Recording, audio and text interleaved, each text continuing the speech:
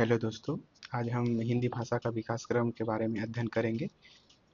Okay, तो जिसके अंतर्गत हम देखेंगे कि हिंदी भाषा के पहले किन किन भाषाओं का जो है जन्म हो चुका था।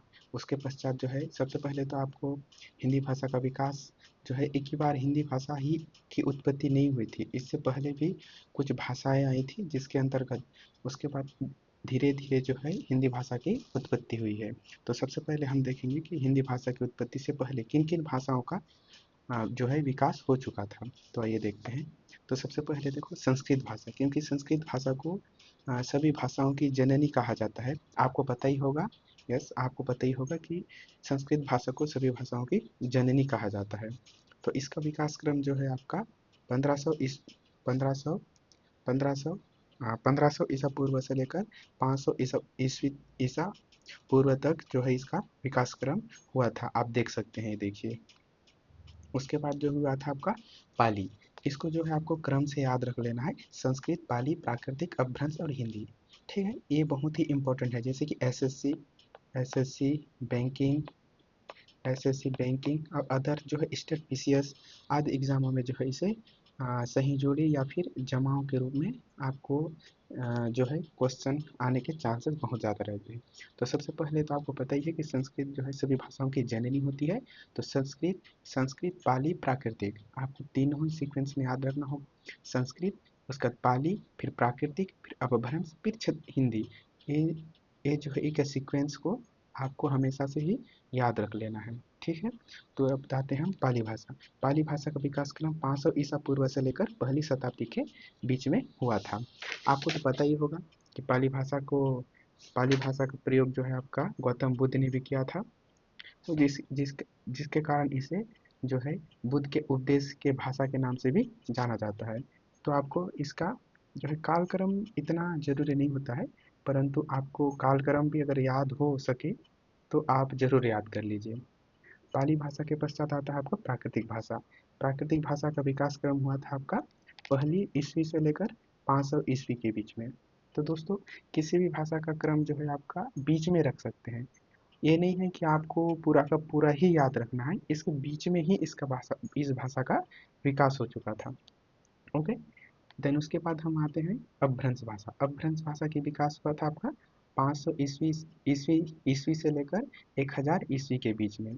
ठीक है, उसका हिंदी भाषा जो 1000 ईस्वी से अब तक जो चली आ रही है। तो इसका जो है आपका सीक्वेंस, इसका जो है आपका क्रम याद कर लेना है। बस आपको इसका क्या करना है, क्रम याद कर लेना है। ओके, आपको इसका क्या है, क्रम याद कर लेना है। इसका क्रम क्रम जो है इसका इम्पोर्टेंट है। इसका जो है विकास क्रम इम्पोर्टेंट है।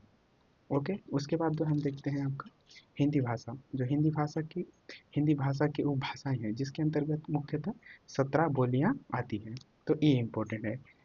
हिंदी की कितनी उपभाषाएं हैं, 5 उपभाषाएं हैं। हिंदी की कितनी भाषाएं हैं, हिंदी की 5 उपभाषाएं हैं जिसके अंतर्गत मुख्यतः 17 बोलियां हैं।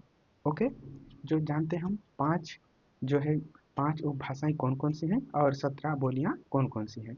तो इसमें से जो है आपका कुछ कुछ इंपॉर्टेंट्स बताऊंगा, उसे याद कर लेना है। पूरा का पूरा 17 जो है आपको इम्पोर्टेंट्स नहीं होती है। ओके, तो ठीक है,